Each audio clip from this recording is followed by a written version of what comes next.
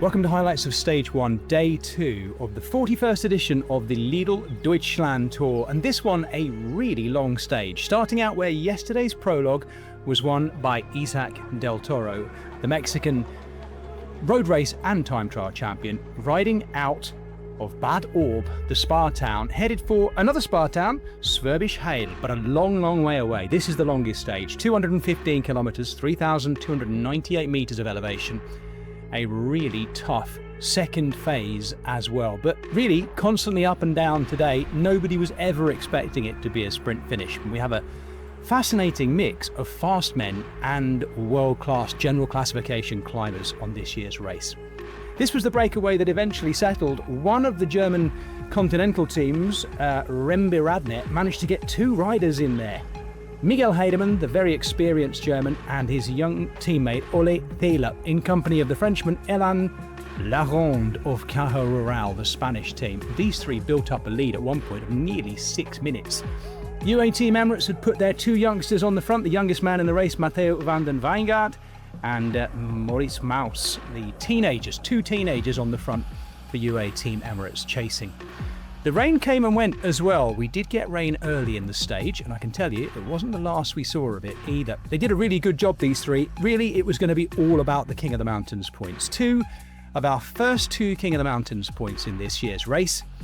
And despite the chasing of the two youngsters from UAE Team Emirates, our breakaway of three was hanging on to a healthy 3.5 minutes as they rolled through thick, lush, forested countryside, riding due south into Baden-Württemberg eventually. The gap was coming down as they came on to the first of the King of the Mountains climbs, and then by the time they got to the Hemelsberg, it was Miguel Heidemann and Ole Thaler knowing they had a great opportunity to get the points, and the rain was coming in. Total Energies' Alexis Brunel was giving it a go on the climb as well. This was a tough one, the Hemelsberg, and it really was what ignited the general classification battle. Well, the two Remporter riders actually sprinted it out between them. I was not expecting this. Ole Thaler, who'd taken the Reichelsheim, then out-sprinted by his own teammate, Miguel Heidemann, who would be the King of the Mountains wearer come the finish too. That team, Remporter, were not done with the attacking either, and that teased out race leader Isaac del Toro. Louis Barré having a go. And this was a phase of the race, by the way, where we saw constant attacks. A very strong-looking Mark Hirschi also attacking and being brought back in. The main peloton was getting smaller and smaller, and every time it was because the front end was being stretched like a piece of elastic constantly with every single attack. It was a fascinating phase of the race, and one which spelled the end for our breakaway too. Strong ride by Laronde, Heidemann and Thaler, but they were back in the fold. And that just meant new riders coming to the fore and also attacking. Front of the race split into three groups, all the while the blue leader's jersey of Isaac del Toro making all the right moves as well.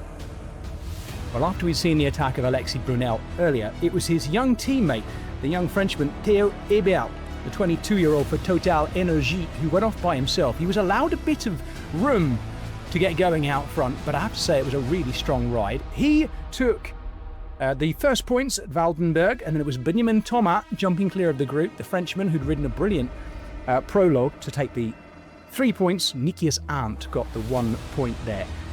That was the first of 3 intermediate sprint points, the third and final of which would have bonus seconds attached to it too.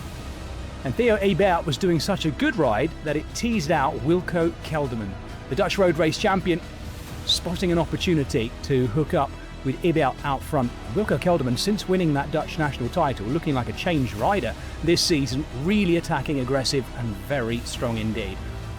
He got up to Theo Ebert and the two of them worked really well together. They never had a massive lead, they weren't allowed a massive lead, but they were over 30 seconds, something like 40 seconds at one point for the two of them, and it wasn't exactly like Ebert was hanging on to Kelderman either. This was a really strong ride by the two of them as they approached Schwäbisch Hall for the first time. A massive crowd out on a Thursday afternoon, and the town mayor himself getting to ring the Tour de France bell, no less, on the finish line.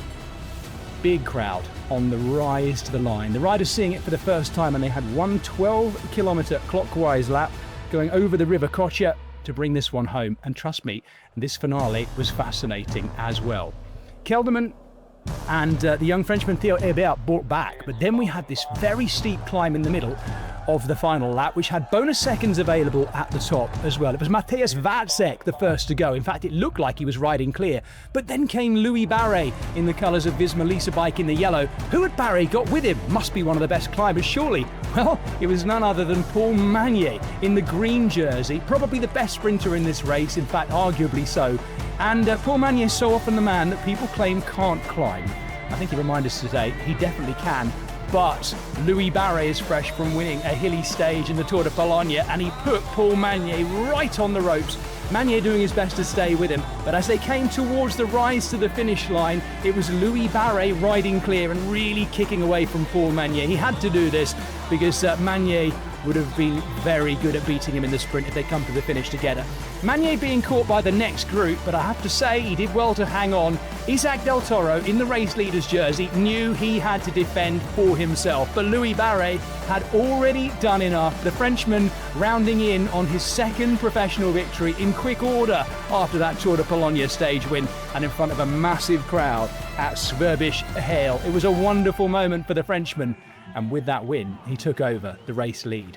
What would happen behind? A fantastic sprint between Nat Nil Tesfacion, Giulio Ciccone, and the race leader Isaac Del Toro. Del Toro just getting second place and those 6 bonus seconds. Mark Hirschi in between the two groups.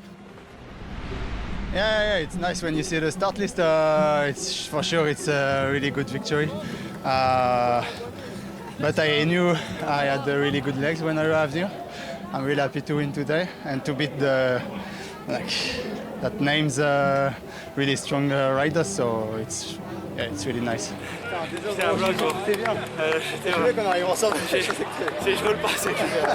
Félicitations, bro. So Louis Barré with his second professional victory, and with the 10-second bonus on the line, he was looking at the blue Lidl leader's jersey. There it was, the stage result.